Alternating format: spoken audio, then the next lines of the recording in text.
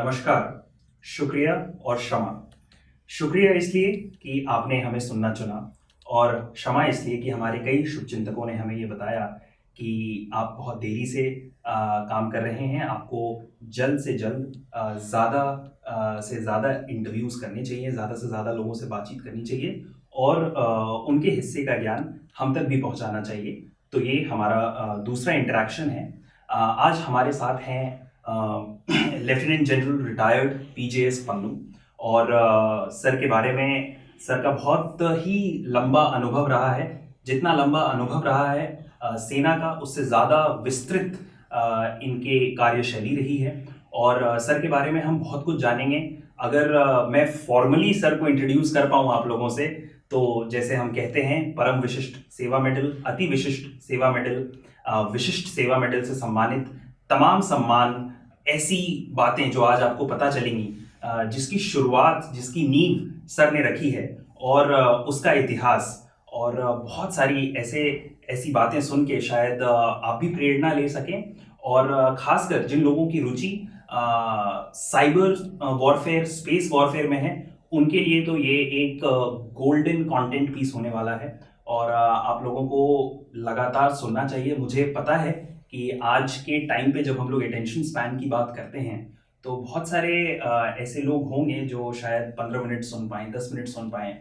But I would just request, a humble request to you, if you are interested in knowing about our strategic capabilities, if you are interested in knowing about what is the way ahead for India and how we are making that progress, you should certainly stay tuned, maybe in bits and pieces, but just a request that please go ahead and watch the complete interview. So, very honored to be speaking to you, sir. Welcome on Solution Talks. Thank you, Abhilash, for coming and choosing to speak with me. Yes, sir. So we shall start for our viewers, just to have them a better idea. We shall start from the point where you were born in Kashmir. Now that's very interesting that you were born in Kashmir. Can you just tell us a bit of a background?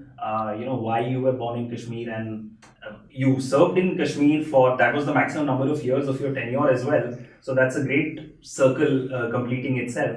So please, sir, a bit of background.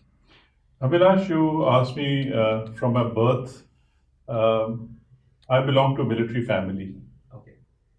My father served the British Indian Army, and then, of course, after partition or independence, he continued to serve the Indian Army in the Corps of Signals.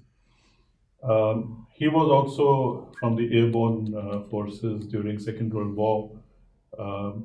They fought on the Burma front, and after that, they were to be airlifted and dropped at Indonesia, at some island where the Japanese lines of communication were to cut down, because on the Burma front, the Japanese were actually moving in with very large forces and success in pushing the British Indian Army. But it just so happened that as they were taking off, the mission was abrogated, and it was called off for the reason that the atom bomb had been thrown. Otherwise, this airborne force would have gone to some island of Indonesia, which even he was not aware of. And then, of course, during partition, they all left their property. My father, in any case, was serving, so he was in Mau at that time. And then he continued to serve. In 1959, he was serving in Kashmir at that time. The Indian Army had already gone in post-partition, and they fought a war there. The Indian Army landed troops there by air. There was no connectivity by road. And they fought for almost close to 2 years to reclaim the territory that the Pakistani proxy war of Kabylis, being led by the regulars of the Pakistan army, were pushing to capture the entire valley. And that is where Raja Hari Singh had to sign the letter of accession to India, consequent to which the Indian army went there. And the Indian army pushed the Pakistani raiders or the Kabylis or the proxy warriors back to a place called Uri. and that is where the ceasefire took place. And the line consequent to the ceasefire was called the ceasefire line, Okay. which of course in 1971 war, similar agreement happened post 71 war, and it then got to be called line of control. So I was born there when my father was posted Interesting. there. So I have a military connection and Kashmir connection, both related to one another. So that is where my birthplace is what it is. Wonderful. And I would also like to express to the viewers that our gratitude to Major Balkar Singh, sir's father, we were talking about.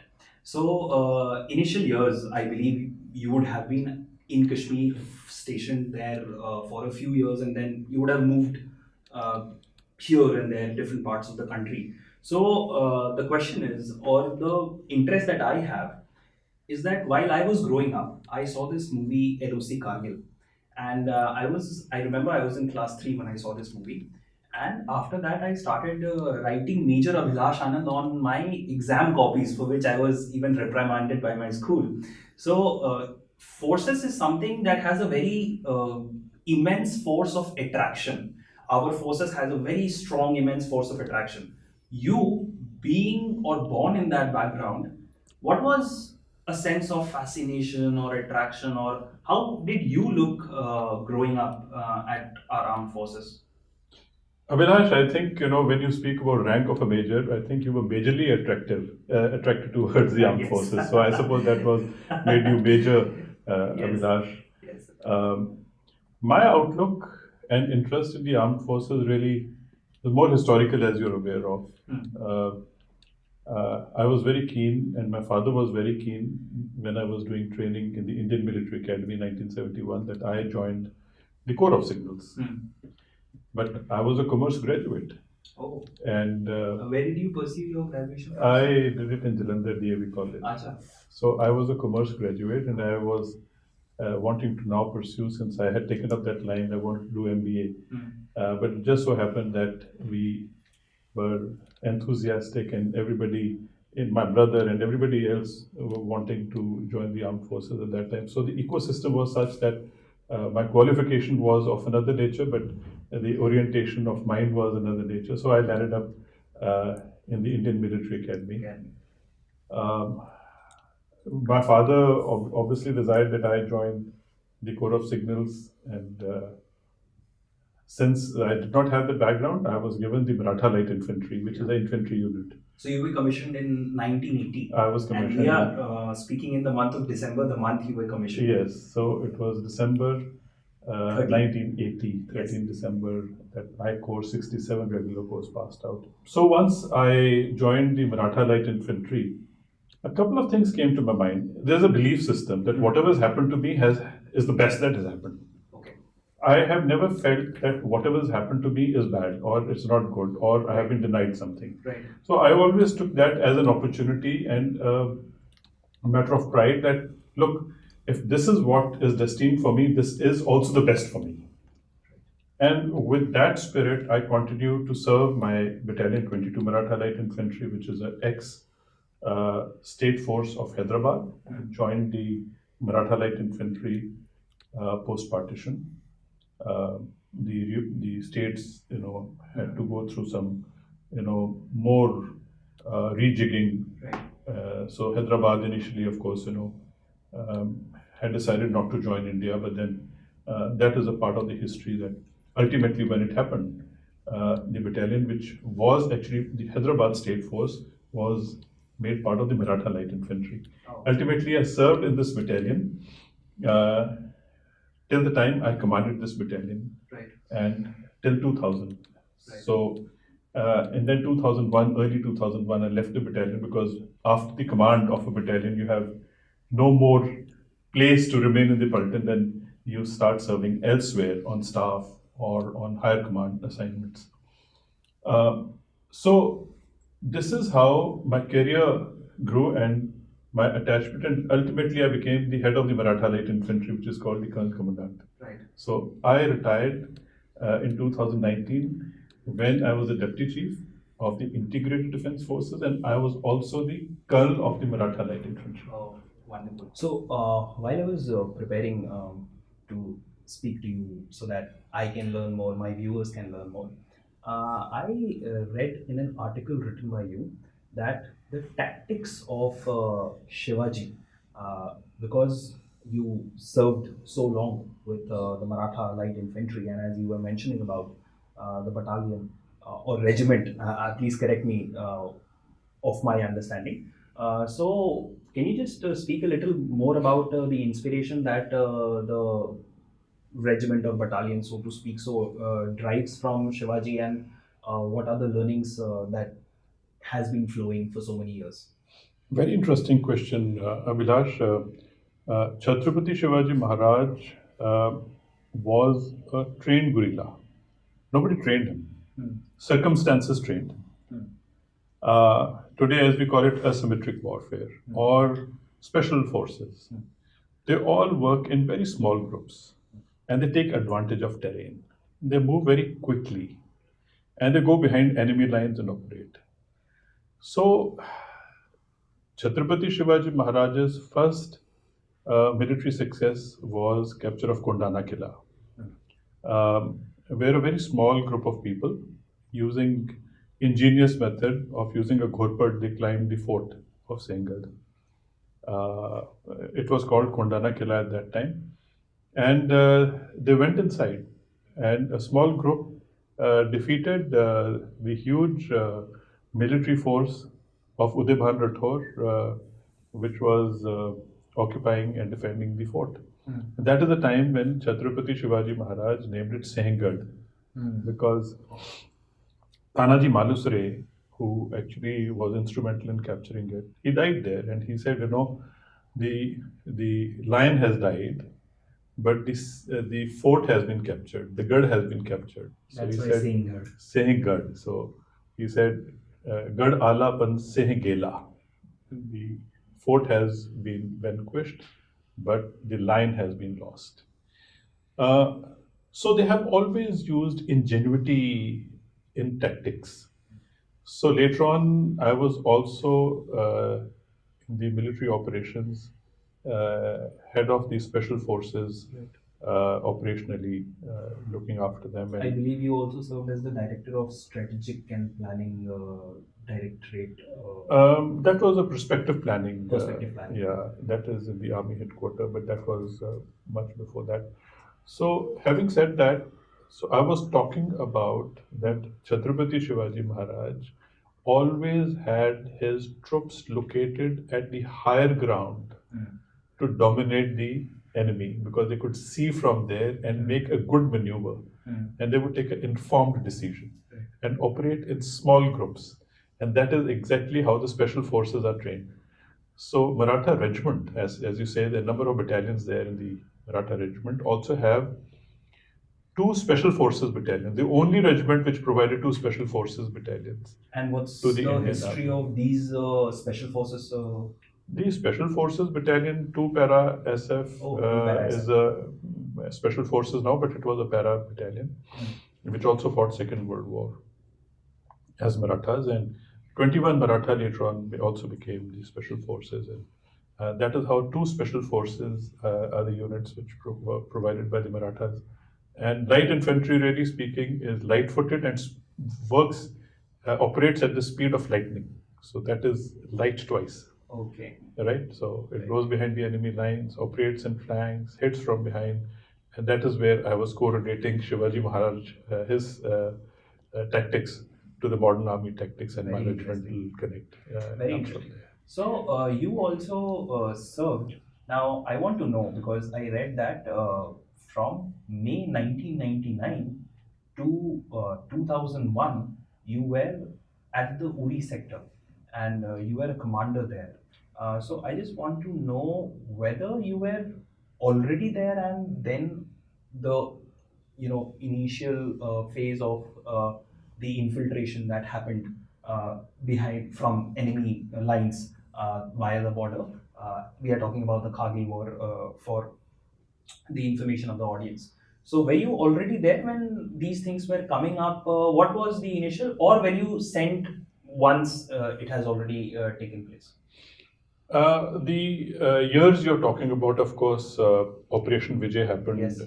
when the Pakistani, again, under the name of freedom fighters or proxy war irregulars, the regular army of Pakistan had come and captured certain Right. unoccupied heights, which the Indian army would vacate during winters conventionally. Hmm.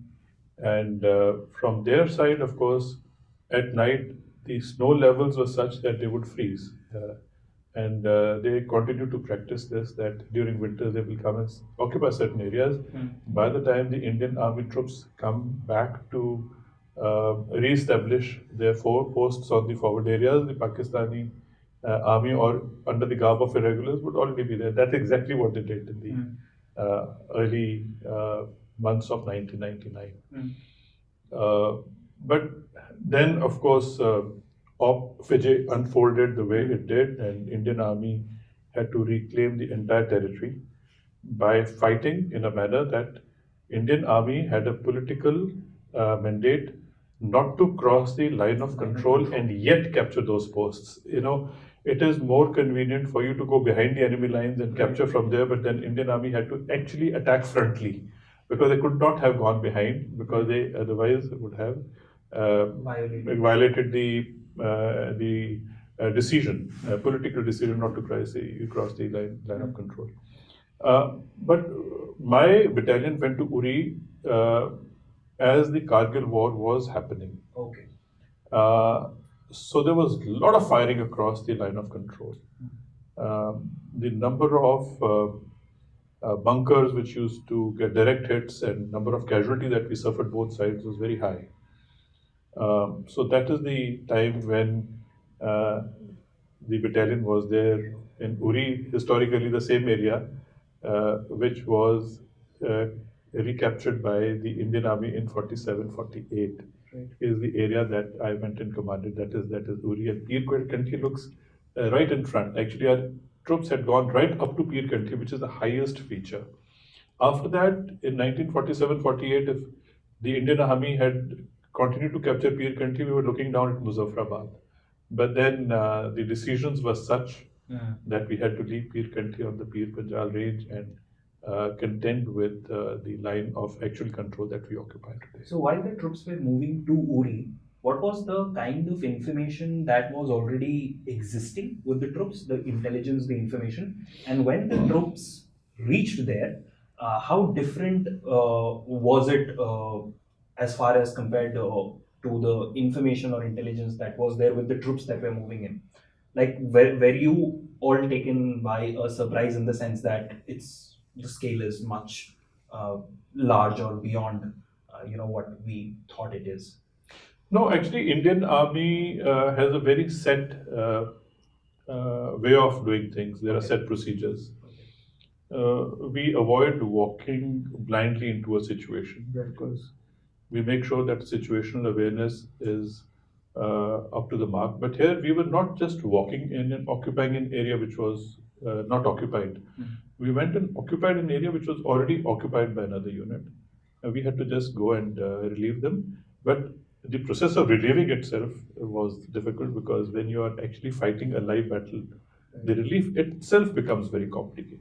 Right.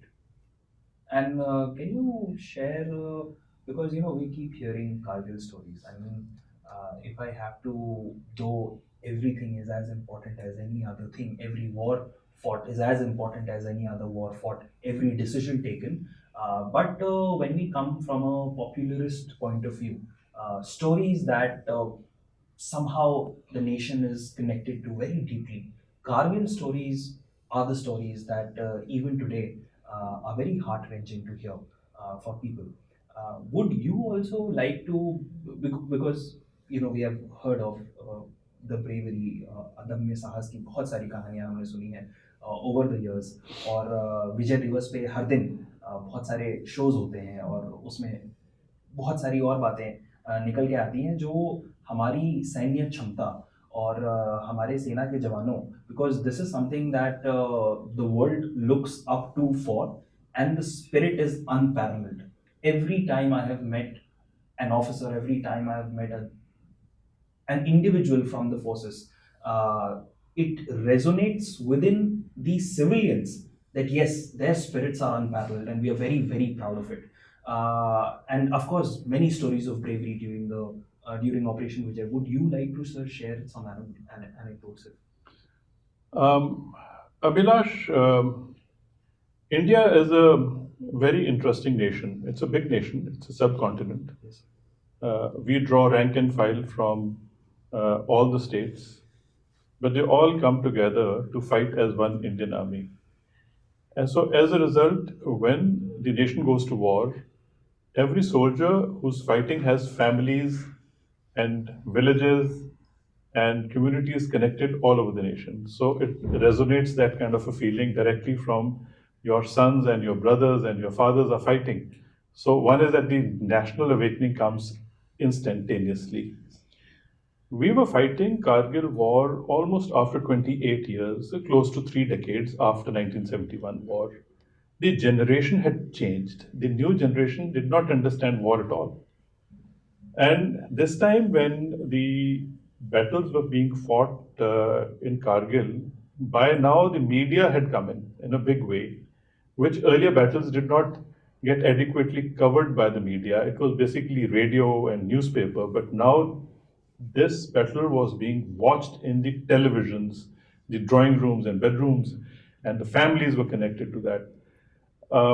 Also, I think there were one very big emotional thing which was happening is that the Kashmir proxy war situation had already disturbed the minds of the nation to a point that the Indian army had been fighting earlier in Sri Lanka, and then immediately after that in the 1990s, when the proxy war situation worsened, the security situation worsened in the Kashmir Valley or J&K as a state.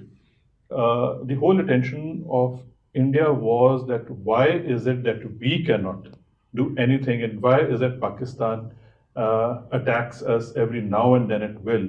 So as it is, I think the nation was pretty disturbed about the situation in Jammu and Kashmir. Blood and when was boiling. Kargil, yeah, the blood was boiling. When Kargil War happened, the sentiments as it is were of a very, very different, nature. They were at a very high level, and families were looking at it. The whole nation was looking at it. The government was looking at it as their personal, success attached to the national success. Yes. And internationally, I think by now the Indian Army's image of 1971 was being now compared and measured in what we do in 1999 in Kargil War. Absolutely. And I think Indian Army once again proved that Indian soldiers are the best in the world, even though we could not go across the line of control, but with great difficulty, the artillery, the air force giving support, the Indian soldiers sometimes had to even walk barefoot because they had to do cliff climbing,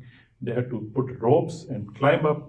Many instructors from the high altitude warfare school came in who led the operations to capture certain very, very difficult posts.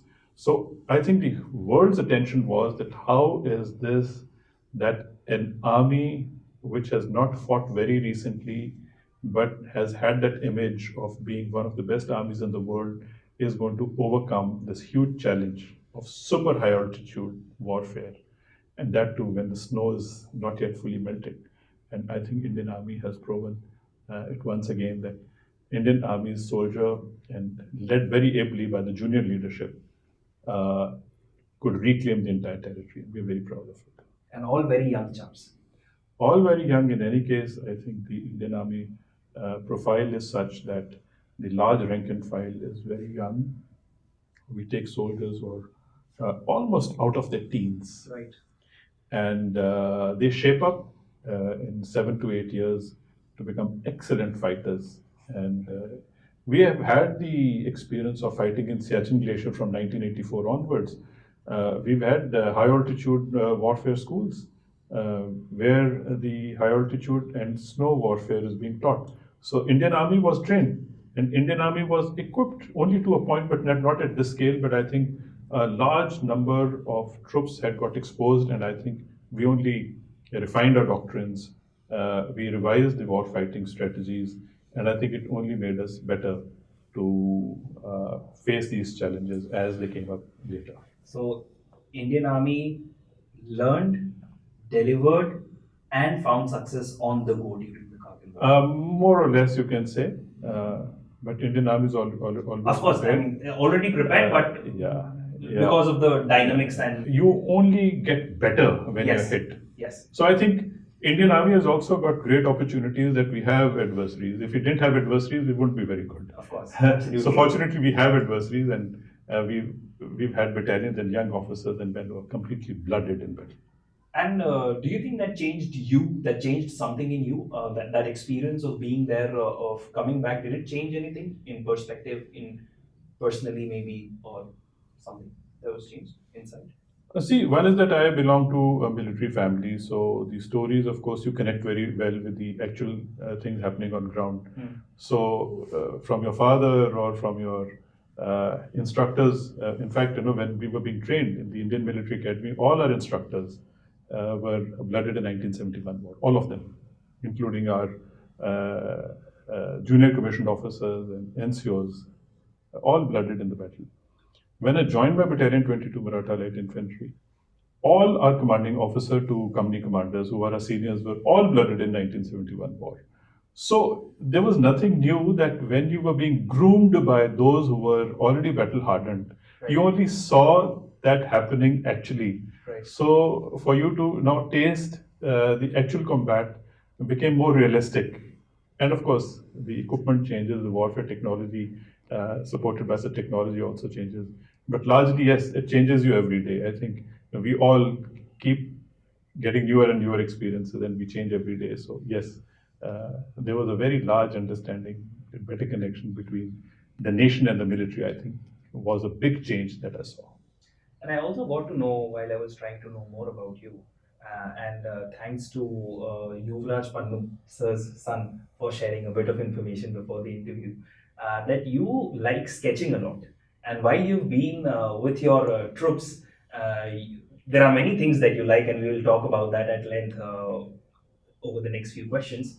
But when did you pick up sketching? And he was trying to tell me how you've always took the art of sketching to explain different things. So when did your I think this art is always in the mind. It only translates into your hand when you start practicing. I believe that art is a method of communication, and it comes in quite handy, even in the military. If you can draw something very quickly, it gets understood much faster. right? Writing 10 pages and then trying to refine, and many people would read it differently, the perception changes. If you draw the whole thing, Right. I think that the perception is exactly how you want it to be conveyed. So I suppose that was the connection between making sketches and communicating with your subordinates. And yeah. So, from one way of communication, like you mentioned about art, we'll move to the communication way that entire world is talking about, is discussing. Now, there's this term called artificial intelligence. Now, everything that we have discussed by far is something that our viewers and everyone would expect of a general Pannu that we are talking to today, that we are speaking to today. But when it comes to raising, cyber warfare capabilities, space warfare capabilities, and you mentioned about your father that code of signals, and is there any connection between you finding your knack for technology, for innovation, from or how did this interest develop into a way of communication that over the latter years of your tenure and even today, the way that resource is adding a lot of value to a lot of things that has happened, and we'll talk about those values that has been added and that is ongoing. But how did this come up? Abhilash, like they say, every Indian is a doctor, every human being is an engineer. Okay. Because necessity is mother of invention. If you're more deprived, you start innovating faster. If you're being provided for, you don't learn it. So I think there is always a deficiency in you which gives you an understanding of how you will overcome your deficiency and how you will build on your imagination and how you will connect whatever is available and try to match it up with the adversary or the requirement of the day. So I suppose when you go on ground and you realize that your adversary is more equipped, better equipped, you always feel that why is it that you could not get as well equipped as your adversary is. So what you do is you start looking at how you can use the current equipment better by innovating. Okay. Innovating also becomes necessity, and that is how the necessity dictates how you would innovate. So I suppose when you see the equipment fail, we are the ones in India who have the experience of fighting in the highest battlefield on the earth. Siachen Glacier and Ladakh, where I was a co-commander. And if you have that experience, which nobody else has, you are the only ones who should be able to innovate better in those conditions than anybody else in the world. Right. So I realized that, and we started innovating there. Using motorcycles with 3 wheels, converting gypsies into track vehicles. I got to know about that. Using piezoelectricity. Yeah. Using communication in different forms. Solar heated boots and so piezoelectricity, the insoles. So a lot of innovation comes because of necessity, otherwise your troops would collapse. And if you want your troops to remain ready, relevant, and fully prepared for the next, then you have to have that assurance that whatever we are experiencing today, we will only get better tomorrow. Right. So unless the commanders give that confidence to the troops that it is not what you have today is going to remain like that, it is going to change and change for good, I think you become inventors. So I suppose that is the passion of technology which I had. And later on, of course, it was by default that I also started getting those opportunities. I think when you start looking at certain things, even God comes and helps you to start giving you those opportunities, and you shape those opportunities. Well, I suppose I was very fortunate from that point of view. Interesting. So, when we talk about space warfare or cyber warfare, something that we hear a little less about. Now, that can also come from the fact that in 1961, President of United States then, in his farewell address, Dwight D. Eisenhower, spoke, or probably, if I'm not wrong, that was the first time introduced the term military-industrial complex. And he was very frightful of military-industrial complex while he was speaking about that in his farewell address. Now, what I'm trying to come to is the fact that when we see countries like USA and China, and why we are speaking about it is because today India is on the path. We were a Vishwaguru. We wish to reclaim our positioning of a Vishwaguru. I still found India a Vishwaguru because a lot of our viewers might question that culturally we are, and India is such a diverse country. It's such a diverse land. Every context is so subjective but then when we are talking on ground, our capabilities, because we are talking about a military-industrial complex for maybe a few years now actively, and of course things would be happening in that direction which I am not aware of, or many civilians wouldn't be aware of for the right reasons. But how do you see India's positioning when it comes to being ready for cyber and space warfare? Something that you introduced in many ways by raising specific forces, as well as a few experiences we will come to. But from a general standpoint, so that our viewers get a more better perspective of what are we talking about when we are talking about cyber warfare, space warfare. Because we are used to hearing stories of conventional warfare. And even presently in the world, there's a situation of conventional warfare that's ongoing.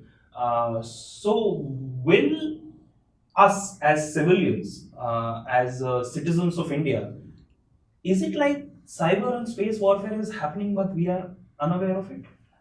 Is it 24/7 on the clock? Are those warfares taking place, but of such magnitude that might not be affecting a large part of things? So just for, firstly to simplify it for the audience, for my better understanding as well, cyber warfare and space warfare, if you can introduce us to that, and then we can speak more about it. To initially talk about the space and the cyber warfare, these are the forms of warfare for the future. Not so much in future, because even currently these are largely being used.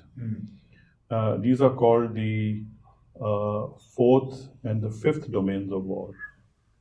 But going back to what you said in 1961, Americans are great in making jargon and throwing terminologies. The Indian military industrial complex actually was already built by the British during the First and the Second World Wars. We had historically built by the British the ordnance factories. Because these ordnance factories had to be kept under the wraps and controlled by the British officers, they only had the British officers managing them. And over a period of time, they realized that it has to be tightly under the control of the government, because they could not trust. After all, they had made colony out of India, and here and now, you know that there was a freedom struggle happening at the same time. So they could not have allowed arms manufacture to go into the hands of local Indians at that time, so to say. So they continued to build this military industrial complex as the ordnance factories, and including some amount of aviation was being built here in assets. But as the First and the Second World War was progressing, a large number of rifles used to be manufactured from here. Even machine guns were manufactured here. Grenades and a lot of pyrotechnics, or explosive, even close to artillery gun manufactured here. After India became independent, the legacy of the British continued. The military industrial complex continued to remain as part of the government. And therefore it did not grow because there was no business in it. Right. The change the Americans brought in their system was they brought business to war. Right. They brought economy to war. India did not invest in business of war or economy of war. So in India, we continue to see that anything that we build here became an expenditure and a burden. Whereas the Americans continued to build their military industrial complex as an opportunity to sell and make more money and use that money for war. And more they use that money for war, more they sold outside. So that became a profit generating process for them, not so much in India. So we see it as a defense burden, they see it as a defense opportunity and business opportunity. So that is one big difference in understanding of what is military industrial complex. Right. The current government has understood this quite well. Right. They have corporatized the ordnance factories. They've now become corporate, and Atmanirbharta by the startups and the private industry is very largely being invested in. But I think the process is slow, but we are on the right track, and we would have the military industrial complex also contributing to the economy. I think that is one big change which has happened very recently. Right. Another thing is that when you're talking about the space and the cyber, in conventional battle, there are mothers who are feeling the pain of bloodshed because the sons are being hurt or killed, or their husbands, wives feel, or the families feel that the body bags are coming in. In the space and cyber war, it does not pain or does not cause that kind of a psychological impact if the satellites are being knocked down or the satellites are not performing well in the space, or if cyber attack is happening. So there's no immediate loss of life, or there's no loss of life at all. You could lose something else, like for example, recently you know that AIMS sites are down. And what do? If there's an attack and there is a ransomware attack on AIM sites, how they settle is another matter, but it is a demonstration Right. that we can do this. And therefore, today the space war and cyber war is on, but we don't feel it. But largely, even in Ukraine, the space domain and cyber domain is very active. Okay. There are websites which are falling prey to the enemy attacks, both sides. There are satellites which are being compromised. The systems which are giving you, I would loosely call it GPS, but it's called PNT, or they have a GLONASS, all being compromised once in a way. So all your precision fighting is totally dependent on cyber and space. So your precision fighting cannot happen unless your cyber and space are secure.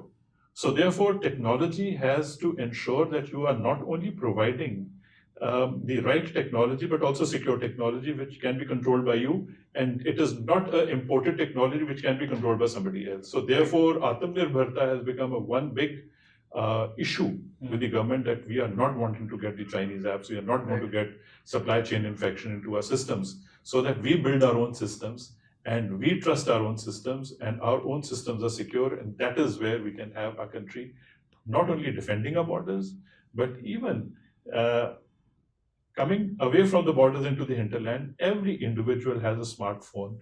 Every individual is dependent largely on the digital platforms. Right. And this digital platforms, as we say, smart gadgetry is there. I think largely if everything is based on apps and everything collapses, you can't even actually order anything, because you get so used to it, so you will perish. Yes. So therefore, for national security and individual security, is extremely important that we all understand where the cyber war and space warfare can take us. Right. But it does not pinch you immediately because you don't see it happening. Absolutely. So because it has less of a direct personal impact, so we speak or we get to know little about it, but it has massive impact otherwise on communities in general. Yes. So you mentioned about how everyone has a smartphone and the dependency, because today we are not just leaning on to technology to advance ourselves, but we are dependent on technology to take us somewhere. So I just want to bring this point because of the kind of experience you have had, and because people would like to hear this perspective from you. Now, I am very worried about the kind of hollowness that I experience in the youngsters of our country. There's no doubt about the fact that India is the youngest country today, and our demographic dividend ensures that we would be the Vishwaguru. That is another big factor that ensures that we are on the lines, we have the youngest workforce population and all that. But what I see today, and there's something that was mentioned by Rajiv Malhotra in one of his articles that I read, that there's a troubling trend of machines getting smarter and individuals or persons getting dumber. And the way I experience it is that there's so much of access that either individuals are not giving the time to process an information that the time should be allowed, or they are not aware enough in a sense to consume the information that they're consuming, because there's no control of what someone is consuming. That's one. And the other thing is why I say hollow. I am very proud of the country I belong to. I'm very proud of this young force. But for that reason itself, I'm also very alarmed in a way when I see people not realizing what they could help this, what they could utilize this technology for, but rather completely depending themselves on technology. And here we are talking about American software systems and Chinese hardware. So, what kind of threat can it have? Our dependence, our addiction in a lot of ways? What kind of threat it can have, given the kind of systems we use? And otherwise, as well, I would really want you to speak something with your experience on this. Abhilash, you used a word or an expression called Vishwaguru. Yes. Actually, traditionally, when you say guru, guru is a teacher. Yes. And normally, conventionally, we know that guru is a live teacher, live guru. Students always love the teachers because teachers taught them. And I have always been of an opinion that a teacher has to be a leader because he owns that, responsibility of what he is teaching. Because then he is leading the students to believe in what he is saying, rather than when the teacher is not believing what is being taught, then obviously teacher is only a teacher and not a leader. So teacher has to take responsibility of what is being taught. And every leader has to be a teacher. If the leader is just about doing things which cannot be followed, it means the leader is not a teacher. So there's a combination. A guru is a combination of a teacher and a leader. Right. That is one perspective. When you say Vishwa Guru, is that this is the culture that India always had. Right. You had a problem, you went to the guru. Today youngsters go to Google. Yes. And therefore they have lost the connect to the guru. Guru has an experience. Has anybody asked Google, are you speaking with your experience or are you speaking with data? Google has no experience, but Google has data. I'm not saying Google is wrong. Yes. But Google will not be able to guide you through certain ways, but Google can give you the situational awareness of that particular thing that you're asking, but it will never tell you the impact of what it is giving you. It will also not tell you what will you do with this information that you have. So over a period of time, as the younger generation, millennial or beyond, has become dependent on smartphones, they have also lost touch with the parents. Right. Because they don't go to parents to ask questions. And parents also have become smarter because even parents are Googling, and the children are also doing the same thing. So ultimately, who is programming that machine? Nobody really understands. Right. The information warfare or psychological warfare is actually aiming to tell you what somebody wants you to believe in. Right. So if your belief system is being tampered with or is being altered, then the Vishwaguru is your Google, and Vishwaguru doesn't then sit in India. Then Vishwaguru sits wherever else, and Indians would behave the way somebody else wants you to behave, Right. with a full belief that that is what your culture. Indian culture is also being taught by something which possibly is not the narrative of the India. Some amount of the Indian culture is also being made to believe that it is Indian culture, but it is actually not. In most of the history books, mostly were written by the British. The way wanted the Indians to believe in what the history was. The history may not have been exactly like that, but once you read the history book, then you are completely argumentative and supportive in favor of what you read, Yes. and not wanting to have an open mind for anything other than what could have happened. So the power of the day can actually make you believe in something which may not have happened. So what you are being fed with, that is how you believe. And also, when you're so dependent on a machine, the first dependency came on a calculator. If you had to take an under root of something, so you have to press few buttons and you had the under root. But if you go through the entire process of taking out a square root, under root, equations, I think students completely lost it, because they said, now I don't have a calculator, I don't know how to do it. The next dumbing, so that was one's first stage of dumbing. The second stage of dumbing is overall dependency on a smartphone or a computer. If the electricity fails, or your UPS fails, or you don't have the access to smartphone, or your battery fails, you say, I'm dysfunctional because my dependency is on a smart machine. But who's programming your mind? And that to 24/7. Today, the children are being exposed to something which is alternative to what is being taught in schools and school syllabus. If you think that the schools and colleges are shaping the narrative of the future, I think the answer is may not be. Right. Because I think what the youngsters are being exposed to on their own time is pretty much different. And they believe in that because they are more interactive platforms. Right. So therefore, the college and the school teaching has become secondary. And the primary education has gone into the hands of somebody that we don't actually relate to. We don't even know them So that is where the education is coming from. And therefore you get dumbed, not only because you're completely dependent on it, because your belief system also is now so tightly governed by somebody you don't know. What is what these systems, these technologies, via someone consciously feeding into someone. But the other fact is that what we experience, and I find very, very alarming, is that because of this dependency, as soon as, even for 5 minutes, even for half an hour, and I see it in front of my eyes, they get so anxious when it's away from them, when the batteries might have died and they are somewhere out and they don't have anyone. There's something called growth communication that I talk about, and one of the aspects of it is self communication.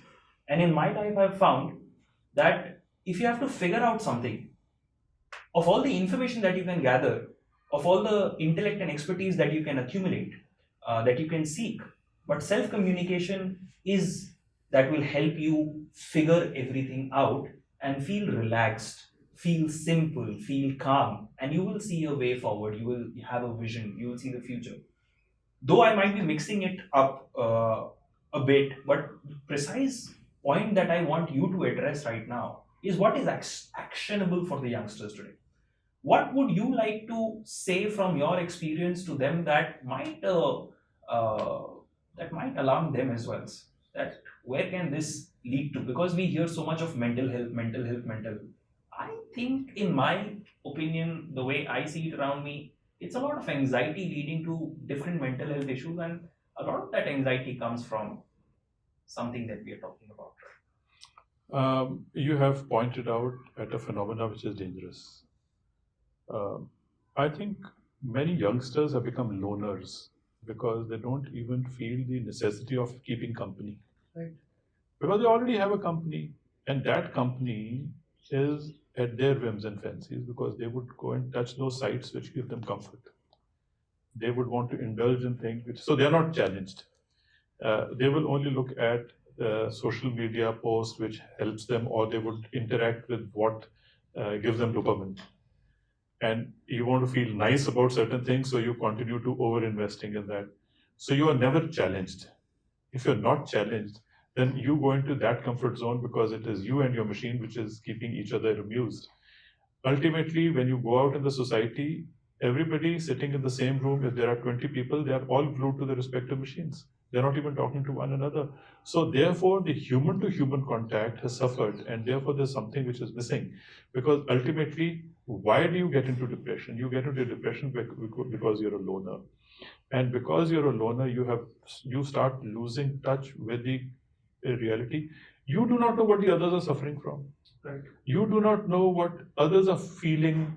You are only being fed what you want to feed yourself with. So if you're getting selective about your comfort zone, so you will never understand what the large society is consuming, and society is consuming collectively as individuals. Right. So society is not consuming anything collectively. So that is a big problem, that youngsters have gone into depression, even when they're being provided for with everything that the life, comfort of life is concerned. Yet they are very depressed because they have not been able to understand the challenges of the real world, and they still cannot measure their achievements vis-a-vis the challenges. So if you cannot measure your own achievement, it appears that everybody has made a lot of money and everybody is generally very happy. Only I have been left out.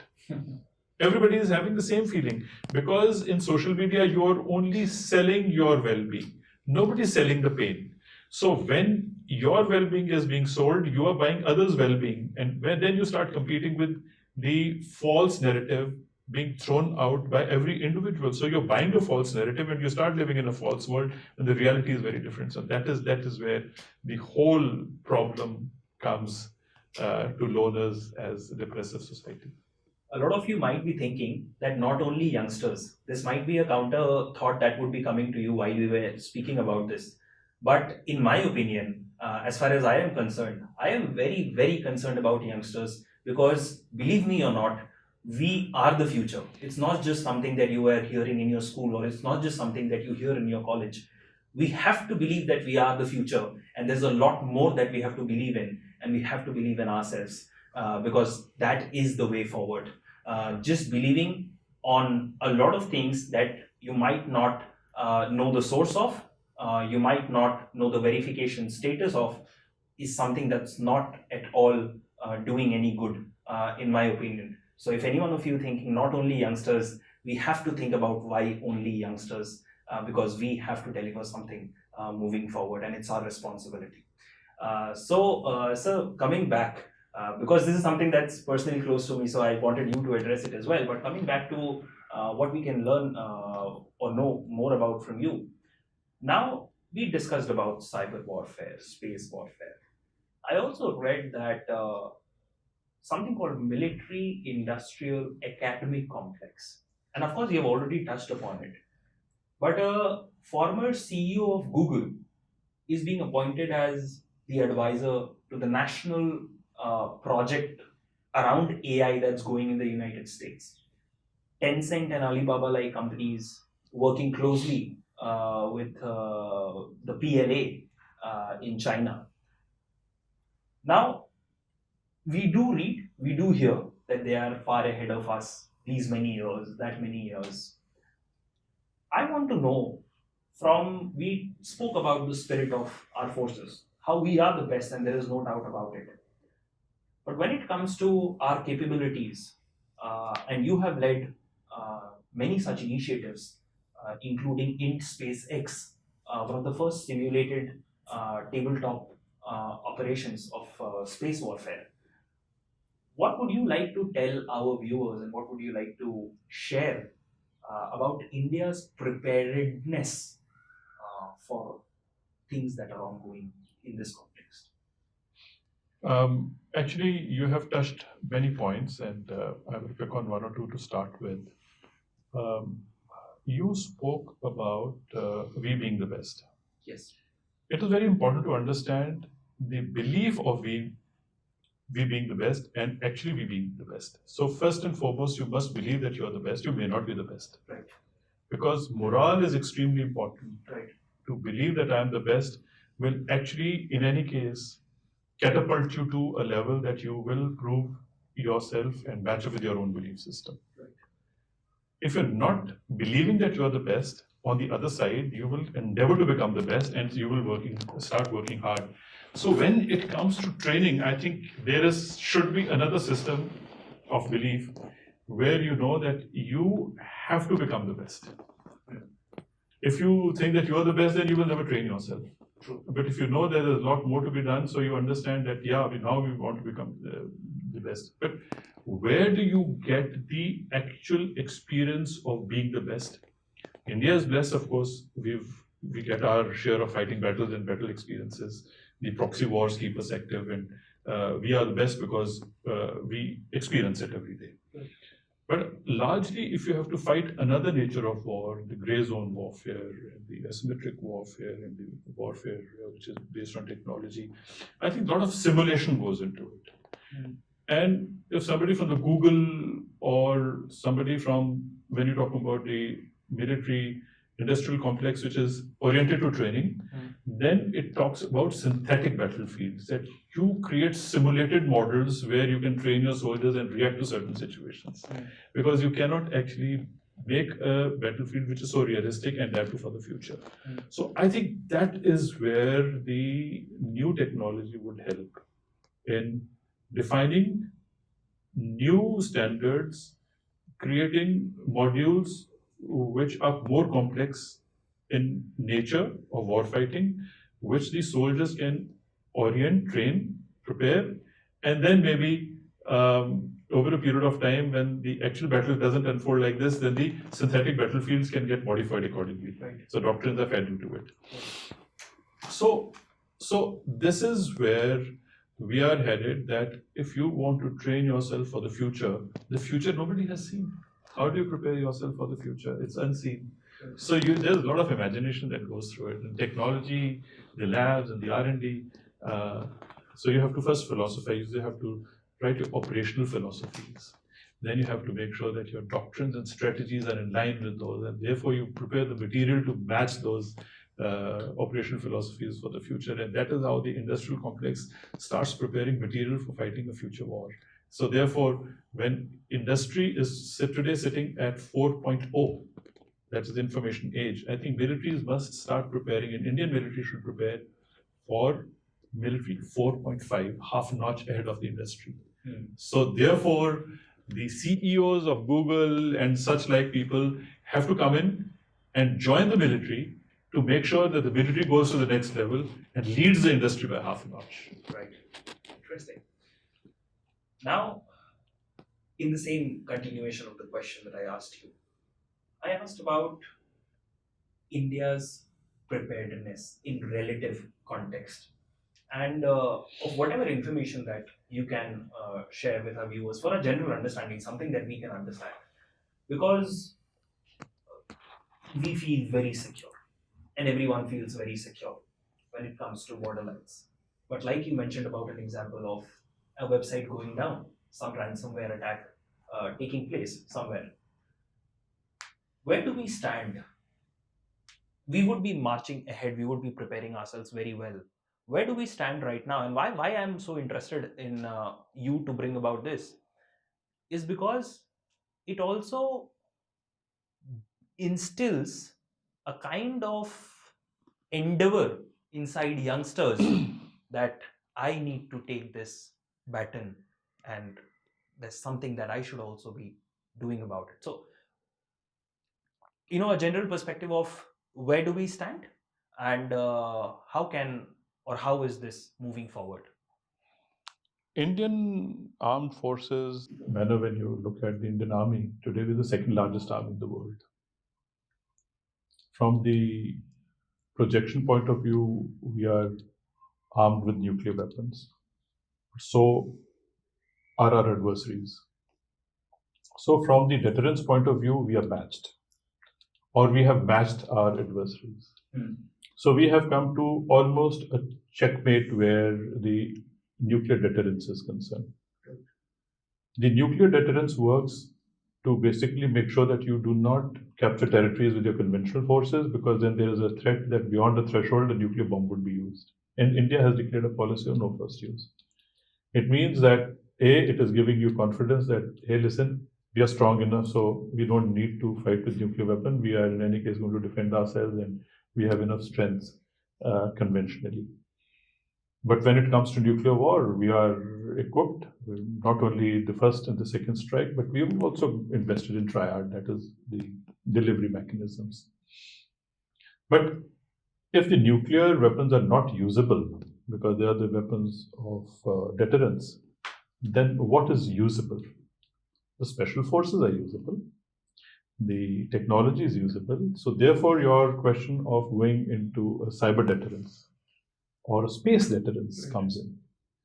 Space deterrence and cyber deterrence can only happen if it is demonstrated. Otherwise, some people sitting with computers in a room, if you haven't been attacked, so there's a red and blue teaming which happens, when you do a cyber war game, then you know which one is better, because all of them look similar type of people sitting on similar type of machine, because at the end of it, it is the skill. The tools and the techniques which they have are different than the others. So you can actually kill somebody who has similar hardware, but with different tools and techniques. So I think tools and techniques are the ones which will make you have a deterrent capability in cyber and space warfare. But space warfare is a little more complex. The moment you send a satellite, it becomes a global common. It goes around the Earth. And it means you could be targeted anywhere by any other satellite or by a direct hit, which is an anti-satellite shooting can happen. We demonstrated Op Shakti that we shot our own satellite in the low Earth orbit. Space warfare is happening because you do not know right from the time that you decide to launch a rocket to take a satellite into the outer space, the rocket might fail. or rocket might fail en route and not deliver the satellite to the right orbit. Right. Or even if your satellite is delivered to the right orbit, it may not function. Or even if it starts functioning, it would fail faster. And even if it is not failing immediately, the life can be reduced. Even if you deorbit through some other means by pushing it and through proximity attacks, it can be made dysfunctional. None of these impacts would be known to common people. Largely, that is where we are. The kind of investment which is going on for digital connectivity, largely system of systems which were on the cyber domain, have all gradually started shifting into the space. So space has become more critical because it is the space laws and regulations are not as well governed. Even the cyber laws and regulations are not very well governed because when it is a global common, it is a global common. So anybody who's stronger is stronger. So might is right. Right. So when might is right, then large number of activities and large huge amount of investment has to go in that so that you become might. So I suppose in space and cyber you have to become might by right investments, because if you lose your space warfare and cyber warfare, the conventional warfare will follow. It can happen that you actually lose your war even before the first bullet is fired across the border, because your systems will start crumbling down by the attacks, because most of the platforms are going to be energized through smart systems and through connectivity. And if connectivity fails, if power fails, or critical infrastructure collapses, the nation can be brought down to knees even before you actually fire the first bullet. So I think we need to understand that you cannot talk about your preparation till the time you continue to prepare every day and become the might. Right. Interesting. And now that I think our viewers would have a lot of idea of space and cyber, and I believe this is one of many conversations that we are having. So I would like to draw your attention to a few things that I came to know about. Now, one thing that I got to know about is you love horse riding. And horse riding, because I inquired about what are the sports that, and it's, name one, that kind of a portfolio that you have. But because, these activities of horse riding, I think are restricted to a few schools, restricted to a few training centers, and of course, beyond. But if you have to give from a learning point of view, that apart from the joy that would be in the heart, what did an activity like horse riding instill, or something, some sort of a value that, because in my opinion, everything has a reason. So, I mean, just your experience with horse riding. I think traditionally, anybody who's been from a frontier community, and ironically speaking, we belong to a frontier community, we invest hugely into loving the animal. And of course, horse is one thing which fascinates our side of people. Of course, Rajasthan and Maharashtra also. I think historically, the military was basically being equipped with horses, elephants, to give power to the soldier in movement. And I think because of that, as a tradition, you would realize that I've got some pictures here which are again equestrian. And going back to my regiment, statue of Chhatrapati Shivaji Maharaj is always that he is on a horse. You very rarely find Chhatrapati Shivaji Maharaj without a horse. Now, my regiment and the overall belief is that the combination of a man and a beast can never be subjugated. And second thing is that a rider and a horse are the best combination of synergy. They do not speak the same language, yet the command over the horse is complete. So therefore, when you have a rider on a horse, you realize that this is the epitome of synergy, that you don't speak the same language, yet you make a perfect combination in the battlefield. So I suppose these are the inspirations which make you go ride a horse and be synergistic with that, because that is the closest synergy to the nature.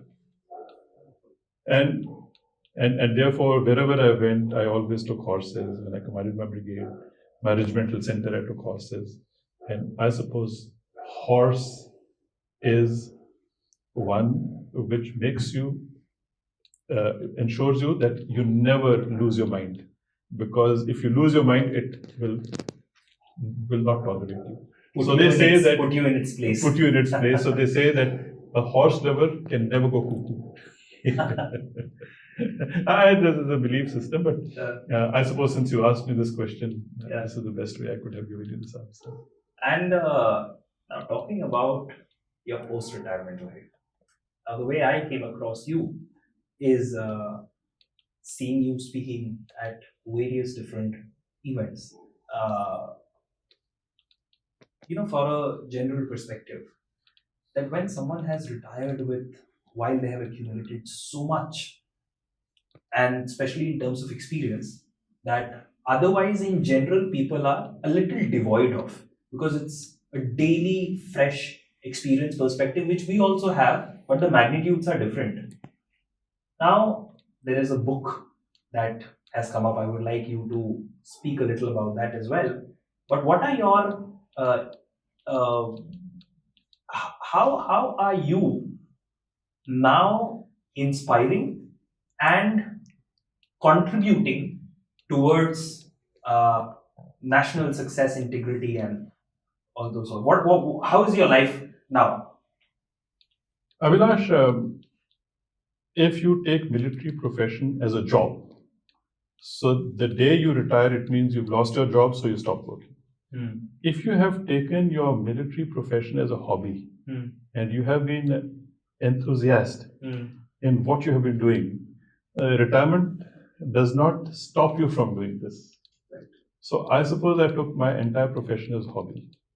I have been an enthusiast working into certain military technological aspects of future. So therefore, the retirement was not that I lost my job, but I think it gave me better opportunities. Now I could pursue my hobbies, which in any case was my hobby when I was doing a job. I can do it more freely, and I can do it more intensely, and I can focus in areas for as long and how much more that I want to do. And I have no constraints now, and I can do more. So that is what makes me happy, and that is what also makes me productive. More productive I get, more happy I get. And I suppose this is the distinction between a job and a passion. And could you also please speak on the book that I believe is published by United USI Services of Institute? So since I used to speak a lot on technology, and not that I was qualified, but I think because of my passion, I started reading and became a practitioner. So I also wrote a book with the USI, which is the oldest think tank of our country, which talks about the war fighting and niche technologies for future warfare of India. And I published that book, which is actually a very summarized version of future warfare, which is based on technology. Because to write a paper, you cannot write everything. So I think these are snippets of small pieces of technology which is going to drive the future of warfare that have been written in that paper. But if I have to write it fully, I think it would go for writing much more and more voluminous, more wholesome. Maybe a book or a series of it would do justice to it. So this is just a paper which I was commissioned to write by the USI, which is also called the National Security Paper 2020 on technology. So just for the viewers who would be interested, I mean, is it an accessible document? Can they read the paper that has been already? Yeah, I was quite surprised actually when I published this. I thought, it was going to be physically distributed by the USI. Okay. And then later on, I realized that it is available on Amazon. Oh. So if you type out my name and sure, we would just put the link into it for all our viewers who would be interested. We'll just put the link. You can pick it up, but I was not aware that it is on Amazon because it is written by me, but is the copyright is with the USI. That brings us to end of this conversation, but I believe this is start of many more. And very honored to be speaking to you. Thank you so much for the opportunity. And I would just like you to, speak if you have to share something about this experience that we had having this conversation. And thank you so much for the opportunity, sir. Thank you, Abhilash. No, I was quite surprised that you had the ability to ask me those questions, which very few have asked me. So I think you've had patience and you've had maybe preparation or maybe insight, or this is your nature to make a conversation where you have asked me to speak about things which some I have spoken in bits and pieces here and there, and some I may not have ever spoken. So I'm very happy that we did this conversation. And thank you very much. It was a great experience sharing my experience with you. Thank you very much, and very happy also to meet your team Yes. who is here to make this interview actually see light of the day. So at the end, I would like to, as I mentioned, I'd like to thank my team. So we had the conversation, but you'll be able to see it because of Rahul, Nihal, Vidhi. Thank you so much. We'll meet very soon. Thank you.